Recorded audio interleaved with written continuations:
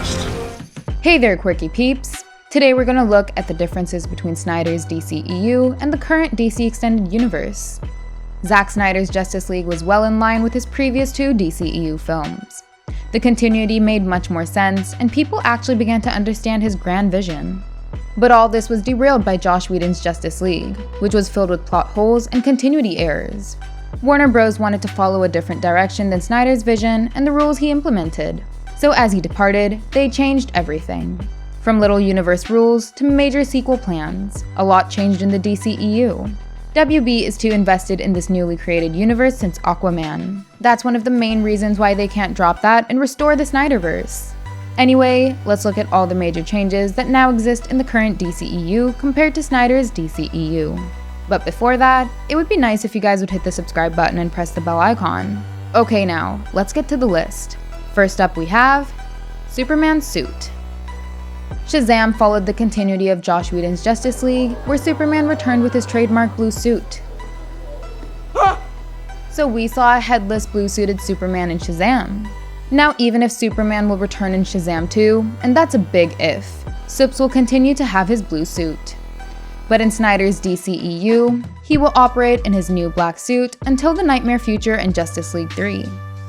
He wore the black suit because, according to Snyder, Superman didn't feel worthy of wearing those trademark-inspiring colors after his death. In the comics, Superman wore his black suit after his resurrection because it allowed him to absorb the sun's energy and heal faster. So that could be the case in the Snyder Cut as well. But none of that matters in the theatrical DCEU.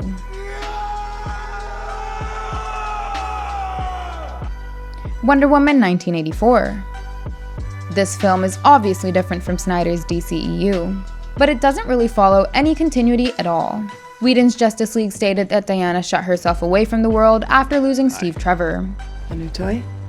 Prototype troop carrier. I once knew a man who would have loved to fly it. But we never got a reference to any event of 1984. Maybe the world would have forgotten about what the Dreamstone did to the world after everyone rescinded their wishes. But Diana was still actively helping people as a superhero in public. Sure, she was taking out the CCTV cameras and trying to hide her tracks. But many people still saw her. Wonder Woman 1984 ended up setting up a very hopeful future. But Diana was once again keeping her powers hidden in Batman vs. Superman. The biggest difference between the old DCEU and the new DCEU is Diana's powers. Apparently, she unlocked her flying ability in 1984.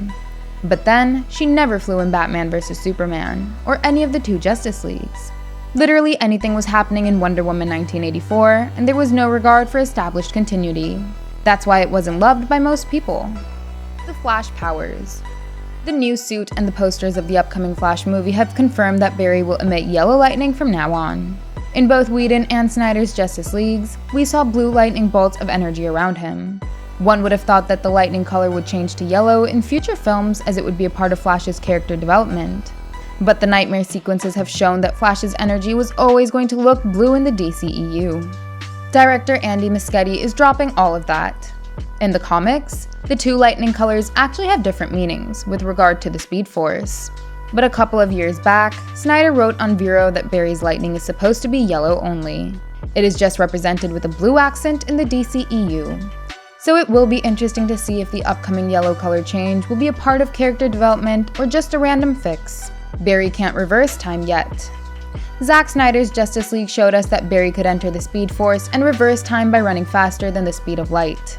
But that is not the case in the DCEU, not yet at least. See, I'm afraid of bugs and, guns. He was still taking baby steps in Whedon's Justice League as all he did was, full transparency, I've never done battle. I've just pushed some people and run away. Save one. His main character development will happen now as he will travel back in time in the upcoming Flashpoint story. Although, he still may not be able to reverse time itself. He'll probably just travel back to a different year. The Multiverse Connections. Instead of changing one timeline's trajectory, Barry's time travel will entangle with the multiverse itself. He'll somehow end up connecting with Earth 89's Batman. But in Snyder's DCEU, Barry would have fought Captain Cold in his first Flash movie. And instead of Michael Keaton's Batman, the Flashpoint event would have turned Jeffrey Dean Morgan's Thomas Wayne into Batman, Cyborg's origin and look. In Zack Snyder's Justice League, Snyder continued his cyborg setup from Batman vs. Superman. In his universe, Silas Stone found a way to awaken the Mother Box and save his son with it. But in Joss Whedon's story, Cyborg's origin scene was different.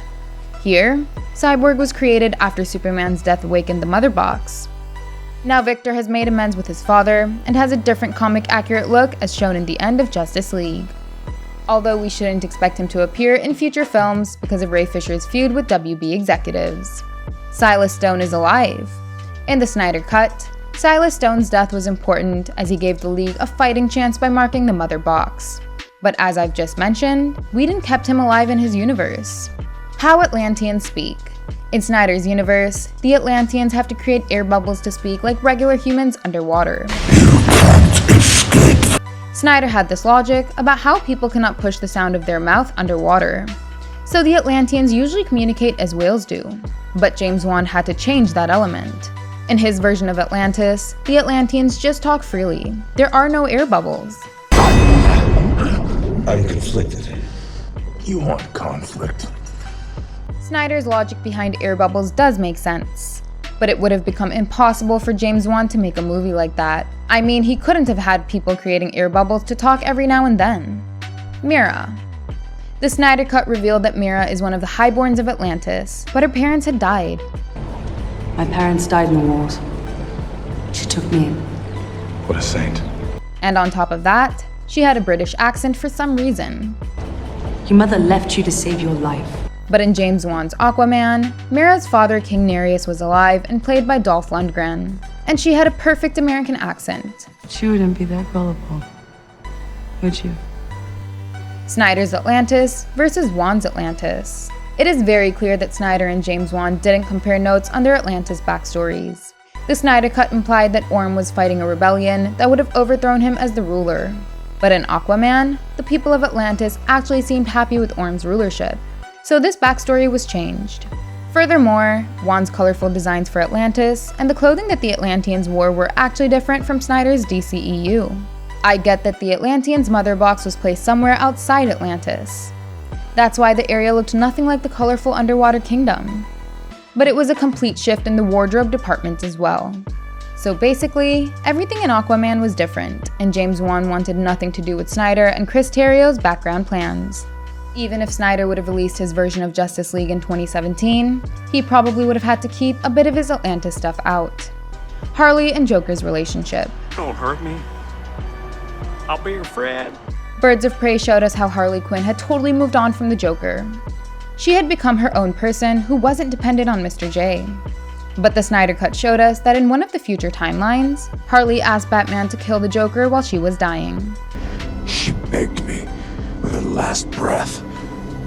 Then when I killed you, and make me mistake, I will kill you. Then I do it slow. So she still had the Joker on her mind even in her final moments.